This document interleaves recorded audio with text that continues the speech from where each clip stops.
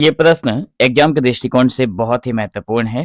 प्रश्न यह है कि फर्दिनांद द सस्सूर का भाषा विज्ञान के अध्ययन में क्या योगदान है? उसको उल्लेख कीजिए। बहुत ही इंपॉर्टेंट क्वेश्चन है। तो सबसे पहले हम लोग क्या करेंगे, फर्दिनांद द सस्सूर को सबसे पहले उनके बारे में हम लोग लिखेंगे। उसके बाद भाषा विज्ञान में उनका क्या अध्ययन, मतलब भाषा विज्ञान का अध्ययन में उनका क्या योगदान है, इसको गहराई से समझेंगे। देखिए, जो फर्दिनांद द सस्सूर हैं, उनको आधुनिक भाषा विज्ञान का जनक माना जाता है। मतलब आधुनिक भाषा विज्ञान को जन्म देने वाले यही हैं। उन्होंने भाषा के अध्ययन को एक नई दिशा दी। उनके सिद्धांतों ने भाषा विज्ञान के क्षेत्र में क्रांति ला दी। मतलब इनके जो सिद्धांत हैं, उसके चलते भाषा विज्ञान में एक क्रांति आ गई। और संरचनावाद, जिसे हम लोग स्ट्रक्चरलिज्म कहते हैं, उसकी इन्होंने नींव रखी। यद्यपि उन्होंने स्वयं कोई ग्रंथ नहीं लिखा, इन्होंने कोई ग्रंथ लिखा नहीं है। उनके छात्रों और सहकर्मियों द्वारा उनके व्याख्यानों के नोट्स को संकलित कर 1916 में कोर्स डी लिंग्विस्टिक जनरल नामक पुस्तक प्रकाशित की गई, जिसने भाषा विज्ञान को गहराई से प्रभावित किया। मतलब फर्दिनांद द सस्सूर जो का जीवन काल रहा 1857 से लेकर 1913 तक ही इनका जीवन काल रहा, लेकिन इनके मतलब अनुयायियों ने या फिर इनके द्वारा इनके छात्रों ने क्या किया, इनकी व्याख्यानों को एकत्रित कर इनको 1916 में, मतलब इनके मरने के उपरांत, इनको कोर्स डी लिंग्विस्टिक जनरल का नाम से एक पुस्तक बना डाली और उसको पब्लिश किया। तब भाषा विज्ञान में एक नई चीजें देखने को मिली। मतलब भाषा विज्ञान इससे प्रभावित हुआ कि इसमें बहुत सारी चीजें पहले जो नहीं थी वो इनके इस व्याख्यान वाले पुस्तक में, the course D linguistic general नामक पुस्तक में मिली। तो फर्दिनांद द सस्सूर का भाषा विज्ञान में योगदान जो है उसको हम लोग महत्वपूर्ण जो है उसको हम लोग क्या करेंगे, 12 बिंदुओं में समझेंगे। नीचे देखिए, पहला नंबर है आधुनिक भाषा विज्ञान की नींव। पहला नंबर है आधुनिक जो भाषा विज्ञान की नींव रखी, किसने? इन्होंने ही। अब देखिए, सस्सूर ने भाषा विज्ञान को एक वैज्ञानिक और संवैधानिक आधार प्रदान किया। उनसे पहले के भाषा वैज्ञानिक थे, मुख्यतः ऐतिहासिक और तुलनात्मक अध्ययन तक सीमित थे। सस्सूर ने भाषा को एक स्वायत्त व्यवस्था के रूप में देखने की बात कही, जो आधुनिक भाषा विज्ञान का मूल मंत्र था। सस्सूर मतलब इससे पहले जितने भी भाषा वैज्ञानिक हुए सभी ने क्या कहा, मतलब ऐतिहासिक तौर पर और तुलनात्मक अध्ययन के तौर पर सबने देखा था, लेकिन इन्होंने क्या कहा, इन्होंने कहा कि स्वायत्त व्यवस्था होनी चाहिए, मतलब भाषा का खुद पर अधिकार वाली व्यवस्था होनी चाहिए। तो ये आधुनिक भाषा विज्ञान का मूल मंत्र बना। दूसरा है समकालिक भाषा अध्ययन की स्थापना। देखिए, इसके अंदर वे क्या कहते हैं कि सस्सूर ने भाषा के अध्ययन के लिए समकालिक और ऐतिहासिक नामक दो अलग अलग शाखाओं का प्रवर्तन किया। इन्होंने ऐतिहासिक और समकालिक दो शाखाओं का प्रवर्तन किया, मतलब दो शाखाओं को इन्होंने बताया। ठीक है, उन्होंने जोर दिया कि भाषा का अध्ययन किसी निश्चित समय बिंदु पर उसकी तत्कालीन व्यवस्था के रूप में किया जाना चाहिए, बजाय इसके कि ऐतिहासिक परिवर्तनों पर ही ध्यान केंद्रित किया जाए। मतलब केवल ऐतिहासिक परिवर्तन पर ध्यान केंद्रित करने के बजाय हमें क्या करना चाहिए, भाषा को एक निश्चित समय और बिंदु के हिसाब से उसको सीखनी चाहिए। तीसरा नंबर है देखिए, भाषा बनाम वाक की अवधारणा। भाषा बनाम वाक की अवधारणा, तो यह सस्सूर के सबसे महत्वपूर्ण योगदानों में से एक है। ठीक है, मतलब यहाँ पर इन्होंने कहा कि ये सबसे महत्वपूर्ण योगदान में से एक है कि भाषा बनाम वाक। देखिए, भाषा बनाम वाक में क्या पढ़ेंगे, तो भाषा एक समुदाय के सभी सदस्यों के मन में अंकित अमूर्त और सामाजिक व्यवस्था है। किसी भी एक समुदाय में एक तरह की अगर भाषा बोली जा रही हो तो सभी के मन मस्तिष्क में वही चीजें हैं। यह नियमों और प्रतीकों का एक सामूहिक कोश है, मतलब सभी को उस नियम का फॉलो करना पड़ेगा, उसी के सिस्टम से, उसी सुर ताल लय से सबको बोलना पड़ेगा, जिसे व्यक्ति समाज से अर्जित करता है। और कोई भी एक नया व्यक्ति, मान लीजिए किसी नए बच्चे ने जन्म लिया है, तो उसको क्या करता है, वो समाज से उसी सुर लय ताल में भाषा को सीख लेता है, और जिसे वो स्वयं बदल नहीं सकता, लेकिन वो आगे चलकर उसको बदल नहीं पाता है। उसको उसी भाषा के सुर ताल लय अंदाज में, मतलब जैसे सामाजिक भाषा चल रही होती है, उसके आसपास के समाज की जो भाषा चल रही है या फिर चल रही होती है, उसको उसी भाषा में बोलना पड़ता है, लेकिन वो उसे बदल नहीं सकता। वाक क्या है ये देखिए, भाषा का व्यक्तिगत और वास्तविक उच्चारण का प्रयोग है। वाक हो गया किसी भी एक व्यक्ति का, उसका पर्सनल उच्चारण करने का तरीका, वास्तविक जो व्यक्तिगत है, वास्तविक उच्चारण का प्रयोग है, उच्चारण या फिर प्रयोग है, किस तरह से वो प्रयोग करता है या फिर किस तरह से उच्चारण करता है किसी भी शब्द को, किसी भी भाषा को। तो ये भाषा व्यवस्था का व्यक्तिगत निष्पादन है जो व्यक्ति की अपनी प्रतिभा और इच्छा पर निर्भर करता है। मतलब कोई भी व्यक्ति अपनी इच्छा और किसी भी व्यक्ति के इच्छा पर ही निर्भर करता है वो कि वो किस प्रकार भाषा को बोलना चाहता है या फिर किस तरह से उसका उच्चारण करना चाहता है। सश्युर का मानना था कि भाषा विज्ञान को वाक के बजाय भाषा का अध्ययन करना चाहिए। मतलब भाषा विज्ञान जो है उसको वाक की अध्ययन करने की कोई ज़रूरत नहीं है, उसको सिर्फ भाषा का अध्ययन करना चाहिए, क्योंकि भाषा ही सुनिश्चित व्यवस्था है। वाक तो कोई भी अपनी तरीके से बदल सकता है, कोई भी उसमें चेंज कर सकता है। मतलब यहाँ पे लिखा गया है ना कि जो बच्चा होता है वो आगे चलकर उसको बदल नहीं सकता, स्वयं बदल नहीं सकता, लेकिन वाक में वो बदल सकता है। ठीक है। संकेतक तथा संकेतित की संकल्पना देखिए।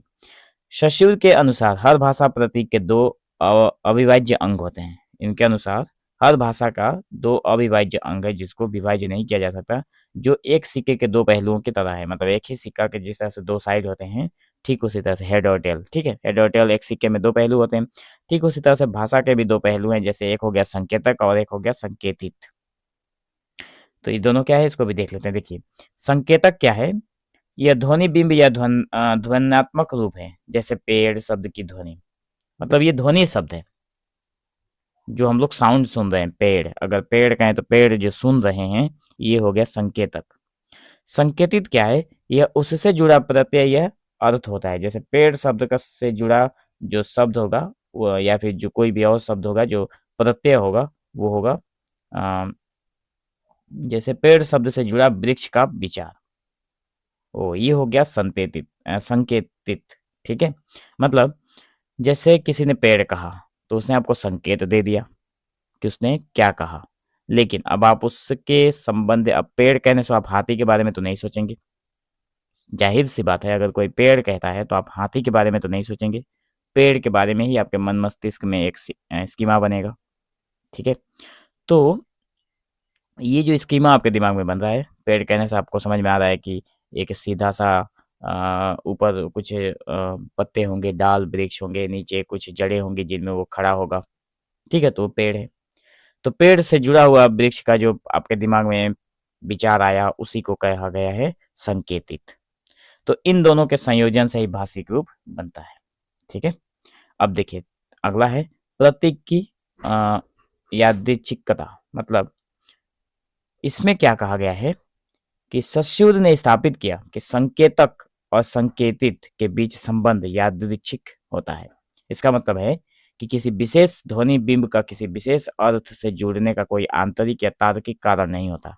मतलब किसी विशेष ध्वनि का या फिर किसी विशेष बिंब का किसी भी विशेष अर्थ से जुड़ने का कोई आंतरिक या फिर तार्किक कोई कारण नहीं है, भीतरी कोई कारण नहीं है, वो उससे संबंधित है। अगर मैं पेड़ कह रहा हूँ तो आप पेड़ ही समझ रहे हो।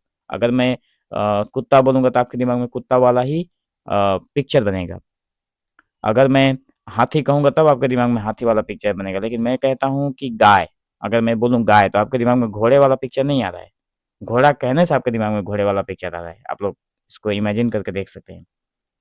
तो यह संबंध जो है वो समाज द्वारा स्थापित परंपरा पर आधारित होता है। ठीक है। उदाहरण के लिए हिंदी में जिसे पेड़ कहते हैं, अंग्रेजी में उसे ट्री कहते हैं।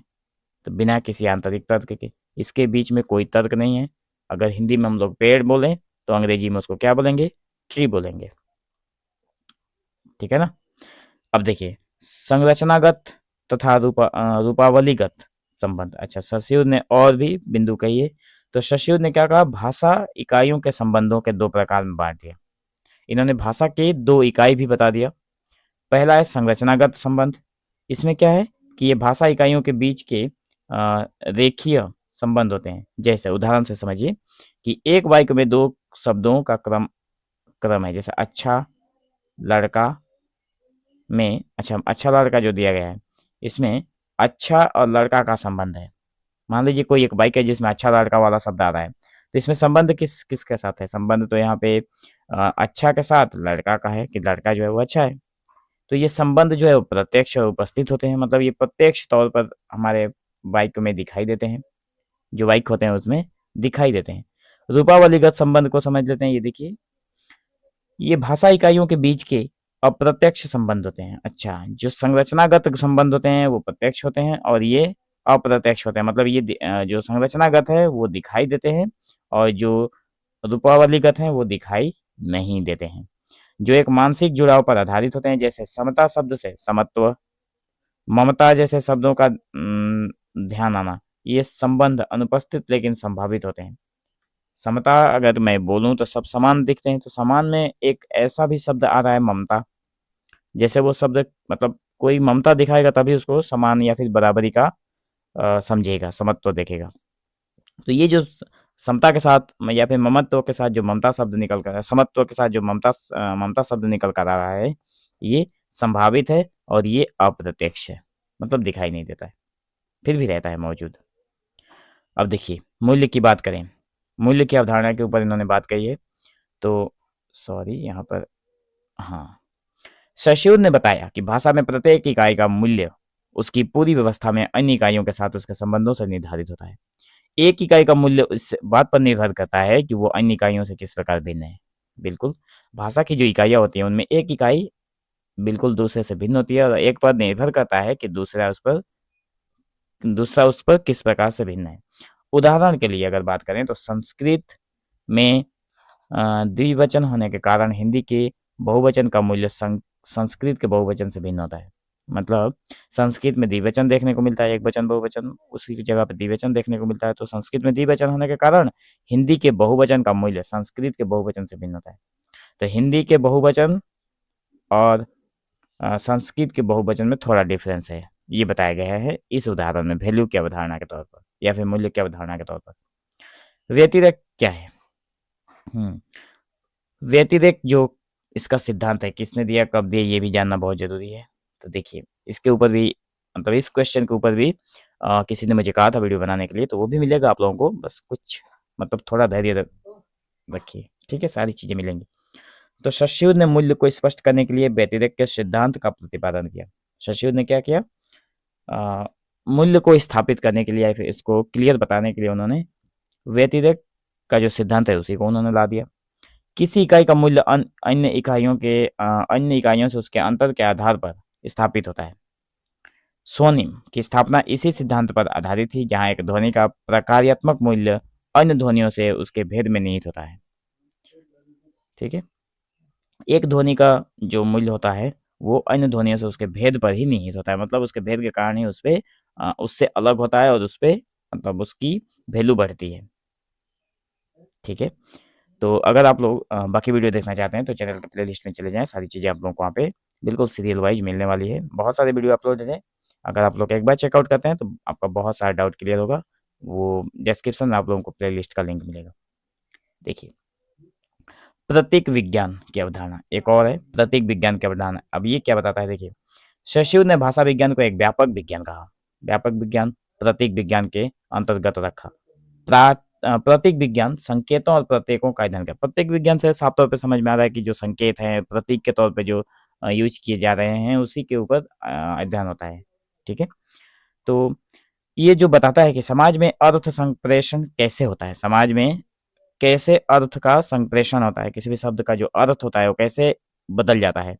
उन्होंने भाषा को प्रतीकों की एक व्यवस्था माना, जिससे प्रतीक विज्ञान का अध्ययन का मार्ग प्रशस्त हुआ। आगे देखिए, भाषा व्यवस्था पर जोर दिया इन्होंने। शशिउद ने इस बात पर बल दिया कि भाषा एक सुव्यवस्थित और संगठित प्रणाली है, न कि केवल यादृच्छिक शब्दों का संग्रह। मतलब कुछ यादृच्छिक टूटे फूटे शब्दों का संग्रह नहीं है कि यहाँ से कुछ उठा लिया, वहां से कुछ उठा लिया, आगे से कुछ उठा लिया, ऐसा नहीं है। यह एक सुव्यवस्थित और संगठित रूप है। उन्होंने भाषा की आंतरिक संरचना और उसके नियमों को समझने पर जोर दिया है। उन्होंने भाषा की जो आंतरिक भीतरी जो संरचना है, कैसे बनावट है, इसके ऊपर उन्होंने जोर दिया है, उसके नियमों को जानने पर जोर दिया है। ठीक है, अगला है ध्वनि परिवर्तन की नई व्याख्या। देखिए, इन्होंने ध्वनि परिवर्तन की नई व्याख्या भी दी है। शशिउद ने ध्वनि परिवर्तन को केवल उच्चारण में बदलाव नहीं माना, बल्कि इसे भाषा की समग्र व्यवस्था या संरचना में परिवर्तन के रूप में देखा।